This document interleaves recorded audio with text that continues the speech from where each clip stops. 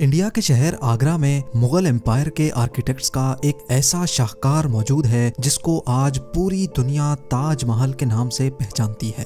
42 ایکڑ پر پھیلا دور سے ہی چمکتا ہوا یہ مقبرہ جہاں اپنے اندر خوبصورتی کے باغیچے سجائے ہوئے ہے، وہیں اس کے اوپر غم اور اداسی کے کئی بادل ابھی تک منڈلا رہے ہیں۔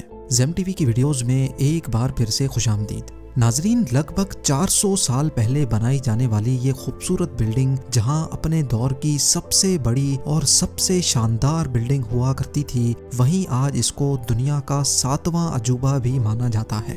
اس عالیشان اسٹرکچر کو بنانے میں 20,000 مزدوروں نے دن رات خون پسینہ بہایا، اور وہ بھی 1 یا 2 سالوں تک نہیں بلکہ پورے 22 سالوں تک۔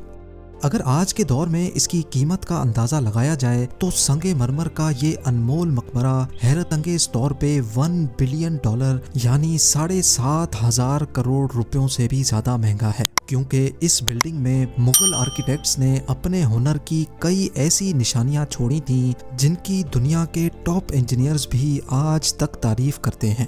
اس بلڈنگ کو ایسے ڈیزائن کیا گیا کہ جب مین گیٹ کے پیچھے سے اس کو دیکھا جاتا ہے تو یہ کافی بڑی لگتی ہے، لیکن جیسے ہی مین گیٹ کی طرف بڑھا جاتا ہے تو آٹومیٹیکلی اس کا سائز چھوٹا ہوتا جاتا ہے۔ دماغ کو چکرا دینے والی یہ کوئی پہلی ٹرک نہیں تھی جو مغل آرکیٹیکٹس نے استعمال کی ہو۔ اس کے گرد چاروں میناروں کو بالکل سیدھا کھڑا نہیں کیا گیا، بلکہ یہ مینار باہر کی طرف تھوڑا جھکے ہوئے ہیں، کیونکہ اگر ان کو سیدھا کھڑا کیا جاتا تو دور سے دیکھنے پر یہ اندر کی طرف جھکے ہوئے لگتے، جیسا کہ ان مسجدوں میں آپ دیکھ سکتے ہیں۔ ان میناروں کو باہر کی طرف جھکانے کا ایک اور ریزن بھی تھا، اور وہ یہ تھا کہ خطرناک ارتھ کوئک کی صورت میں اگر یہ مینار گریں بھی تو یہ باہر کی طرف گر کر تاج محل پر ایک آنچ بھی نہ آنے دے۔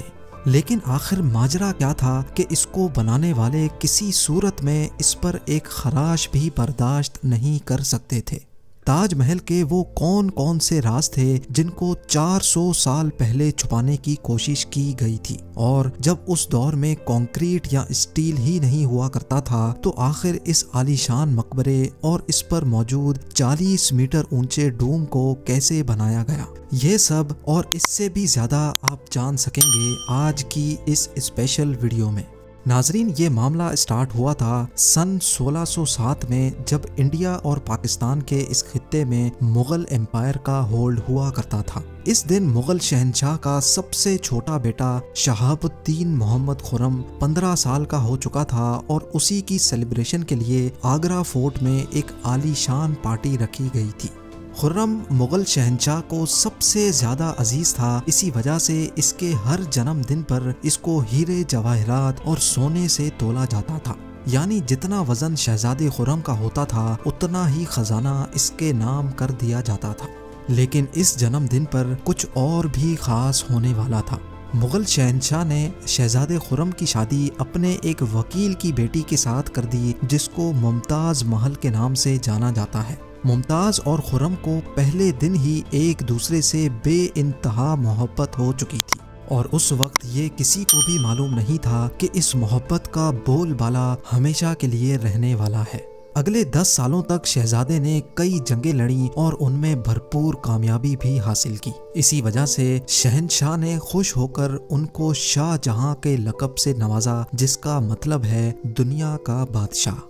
شاہ جہاں کی ٹوٹل 6 بیویاں تھیں جو آگرہ فورٹ کے حرم میں ہی رہتی تھیں۔ ان 6 میں سے شاہ جہاں سب سے زیادہ محبت ممتاز سے کرتے تھے، اور یہی وجہ تھی کہ ان کا زیادہ تر وقت ممتاز محل کے ساتھ ہی گزرتا تھا۔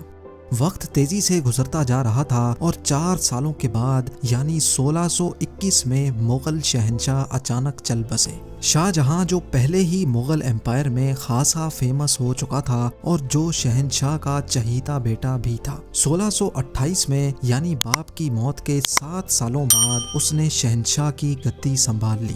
پوری مغلیہ سلطنت اپنے نئے شہنشاہ سے بے حد خوش نظر آتی تھی۔ یہ وہ پیریڈ تھا جب مغل امپائر اپنے پورے عروج پر تھی، یعنی پورے انڈیا پاکستان کے ساتھ ساتھ افغانستان کے بھی کئی حصوں میں مغلیہ سلطنت کا راج ہوا کرتا تھا۔ سارے فیصلے شاہ جہاں خود کرتا تھا، جبکہ ممتاز محل پیچھے رہ کر شاہ جہاں کو مشورے دیا کرتی تھی۔